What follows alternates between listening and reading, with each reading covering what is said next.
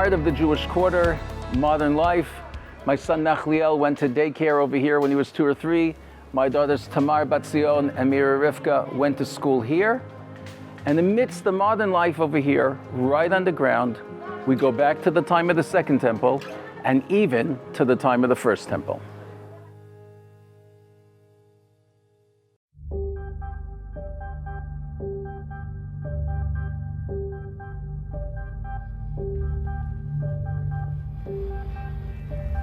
I entered this site with a sense of awe for where we are and what it represents. As life goes on and children play above, this is what is happening below.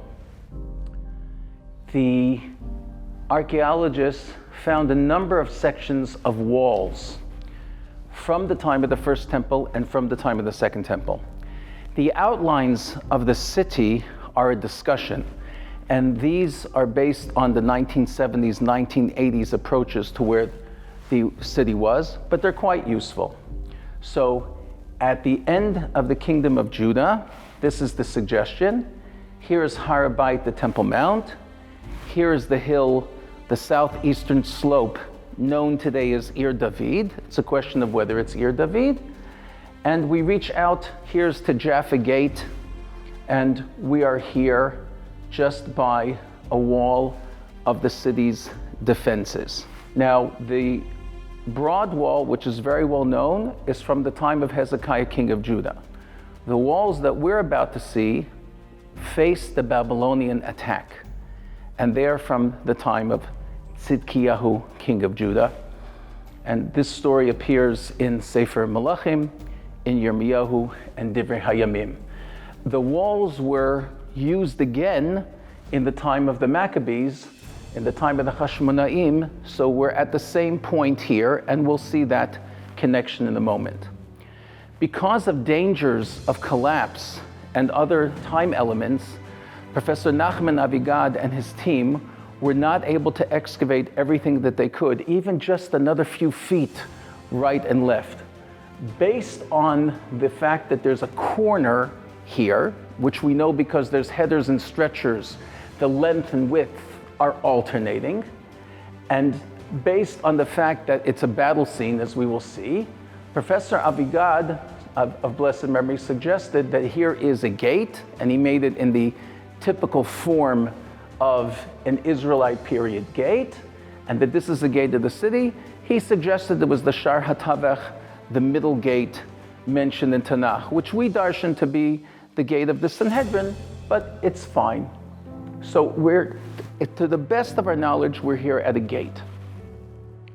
But in terms of the time that we're in and the events that we're in, there's no question whatsoever. And that is pretty rare in archaeology, that we can say you are in a verse. So we are definitely in the time of the psukim, of the verses that we're about to learn together, and we may be in the actual scene described in the verse itself. Let's go to the wall.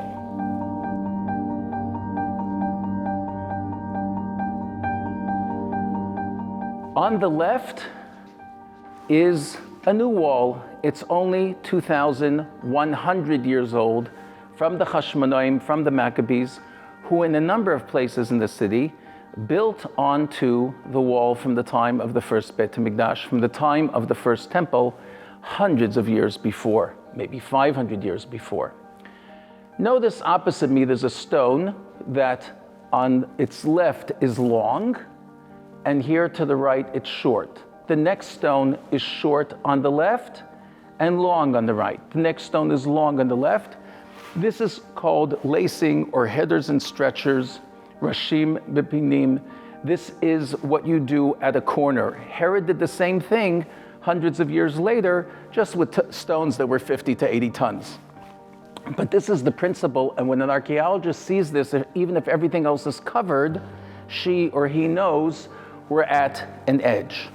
And indeed, here you see the face of the wall going this way, and the face of the wall going this way, descending to quite a depth below where I'm standing, to street level of that time, or to foundation level, which was then covered with earth for further support. And it was intact higher than what we see, and may have had mud bricks on top of that.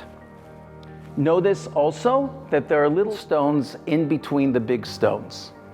And that's a building style also that helps us date when the wall is from, even without any other pottery or coins or anything of the sort around it. If I can gouge out the little stones, I can crack through a city wall. And that's why the Assyrians, over a century before, built a mobile tank whose purpose was not to be a battering ram with power like the Romans, but to gouge out the little stones between the big stones and be able to penetrate the wall. We are facing the Babylonians now, not the Assyrians, but the technologies are pretty much the same. And now, let's enter a pasuk. It appears in 3 different places. I'm going to read it the way it appears in Yirmiyahu. Tzidkiyahu was 21 years old when he ruled, and he ruled for 11 years in Yerushalayim, and so on in the introduction. And then he rebels against the king of Bavel, which is going against an oath which he had made of fealty. And he is blamed for this. In the 9th year of his rule, in the 10th month, on the 10th of the month, Nebuchadnezzar comes and lays siege. That's a Asara B'Tevet. The city came under siege until the 11th year of King Tzidkiyahu. In the 4th month and the 9th of the month, in the month of Tammuz, on the 9th of Tammuz, the famine got very strong in the city. There was no bread for the people. Vati baka ha'ir. And the city broke open, and that is what the Mishnah in Ta'anit records as one of the 5 events on Shivas Tammuz, that Hufka'a ha'ir, the city was broken into. All the men of war ran away, and they went out from the city by night through the gate between the walls, which is by the king's garden, and the Kasdim were, the enemy was surrounding the city, and they went through the Arava, and they caught Tzidkiyahu and brought him to Melech Bavel. He watches his children slaughtered, and then he is blinded, and he comes to a bitter end. The Chazal say that Hashem sent a deer, that the soldiers ran after the deer, and then they caught him coming out of the exit of the tunnel. Otherwise, he would have made it. The next major event is Tisha B'Av and the destruction of the city. Now, why are we standing here? And I thought that Shivasa B'Tammuz, not the 9th of Tammuz. Why are we standing here? Because in excavating this wall, many layers of Yerushalayim were found from the time of the first temple. But in this lower layer of earth, which the top layer is from the time of the Hashmonaim, of the Maccabees, the lower layer is from this verse, from this event. Arrowheads were found, 4 on the floor and 1 in the wall. The type of Scytho-Iranian arrowhead is aerodynamically designed to be vicious, deadly, and is more advanced than the bronze arrowheads of the Judahites. So we have here a battle between Babylon and Judah, an ash of a fire. Professor Avigad of Blessed Mary suggests that since this is a gate, we are at the point of the break-in of the walls. It doesn't have to be the only point, but it's part of this story of the break-in from the time of the first Beit HaMikdash. It can be right here. It is definitely part of that battle. It may be the actual Hufka'a Ha'ir and part of that story. Chazal ask, why the 9th of Tammuz and we're fasting on the 17th of Tammuz? One approach, the Bavli, is it happened on the 9th, but the second temple was on the 17th, and that affects us more, and because it's more recent, that's what we're coming out of, and we can't do both. But Tosfos brings the Yerushalmi that actually was on the 17th of Tammuz and the first temple as well. Imagine you're in a desert island and you're keeping a diary and you see the ship and you see, then on Tuesday, I saw the ship. And it really wasn't. With all those years that you were going through, you're off.